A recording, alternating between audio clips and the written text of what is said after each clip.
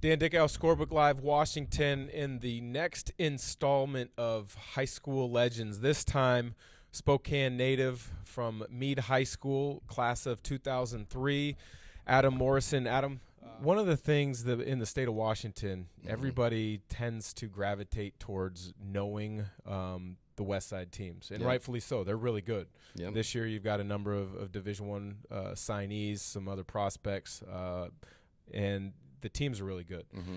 What was your pathway from the GSL to be able to be recruited and go play at Gonzaga? And I know you've talked about it a number of times, but, you know, guys that from the GSL sometimes are overlooked. Yeah, absolutely. You don't have the opportunities. Tell us a little bit about your experience navigating getting to college. Well, so I played for Eastern Washington Elite, and that's a pretty decent-sized AU program that has name recognition in the state. But we were the first year that did it, so we were kind of just a ragtag group of local kids, and we had a couple Montana kids come in, and we went to all the big tournaments. We went to Vegas, we went to the one in LA, and then we did all the local ones.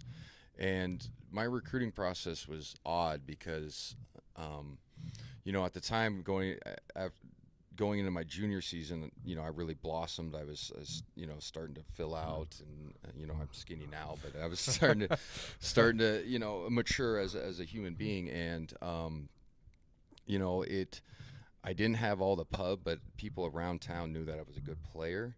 And then recruiting wise, I'm type 1 diabetic, so a lot of teams were scared, and so my recruiting process is a little bit different. I didn't have the onslaught of letters or anything like that. I mean, I broke the scoring record my junior year, then I shattered it, my own record my senior year, but I had one Division I offer from Gonzaga.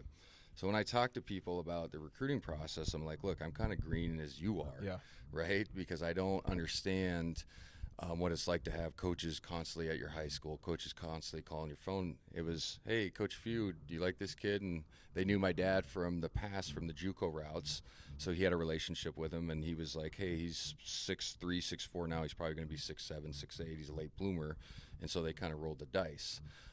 So recruiting-wise, I always tell people just make sure you're good enough. And I know that sounds simple, but if you just make sure you're good enough, cream always rises to the top, and the right people will find you if you are just good enough. Yeah. You know what I mean? Absolutely. Tremendous words, because I think in this day and age, too many parents and players get focused in on the rankings as opposed to being ready for when an opportunity I was the comes. 7th rated wing on the West Coast. By the time after my senior year, I averaged 28, 29 points a game. We go undefeated and lose in the state championship, and I was still the 7th rated wing on the West Coast. Now, in the state of Washington, I think I was probably second behind Brandon Roy. And so, I always tell people, like, yes, you want the exposure with your AAU program, but also you want to go somewhere where you play. Okay, that's first and foremost. And if you have the skill and the ability, people will find you. And so I think a lot of times parents and coaches at a young age, and it comes from a place of they want their kids to be successful, but you can't get caught up with who you're playing with all the time. As long as you're going to these tournaments and you're putting in the time, putting in the work, and then you dominate, you have to dominate your league. That's just be real. Like a lot of times you get these parents, and God bless them, but they'll be like, well, how come nobody's looking at my kid? And I'll be like, well, he's averaging 14 points as a senior.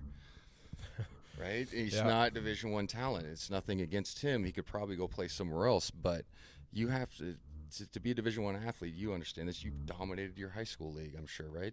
Yeah, it's just how it is. So it's interesting when you have those conversations with parents, because they seem a little shocked, but it's like, hey, you'll know right away. Anton Watson from Gonzaga Prep dominated. Yeah. Dagan Hart this year at Mount Spokane dominates. They stand out. They're Division I players. Well, and a big part is the fact that find the right level for you Go where at you the can college play. level Yep. for enjoyment. If it's all about being Division I and you're okay maybe sitting on the bench or having a bit role at the end of your career, that's great. But what do you really want out of your college career? My dad used to always say it, and it's so true, go where you can play. And so when we were going through the recruiting process, at first I was probably slated as a Division II player. I was slow. you know, like I said, the type 1 diabetes scared a lot of people. He was always like, I don't care where you play. Like, as long as you get a scholarship and you get free school, we're happy. Like, we're in a good spot. And obviously I matured and got better as a player. So Gonzaga came into the fold. But a lot of times people get caught up in, you know, I need to go to Power 5, or I'm not going to, you know, I'm not getting recruited by Kentucky or whatever. It's like you can still get a lot of enjoyment from playing at a smaller college. I have buddy, like I mentioned, Brian Williams played Division III. We had a kid, Justin Dobson, who played at Meade, played 4 years of Hawaii Hilo, loved it. I mean, he got to go to school for free in Hawaii and started 4 years, and I think they made the NCAA tournament twice for Division II. Like, what's wrong with that? Great experience. It's a great experience. So you can't fall in love with where you're going or the level. Go where you can enjoy it and get some, you know, something back from the game when you finish. For Scorebook Live Washington, that's Adam Morrison. I'm Dan Dickau.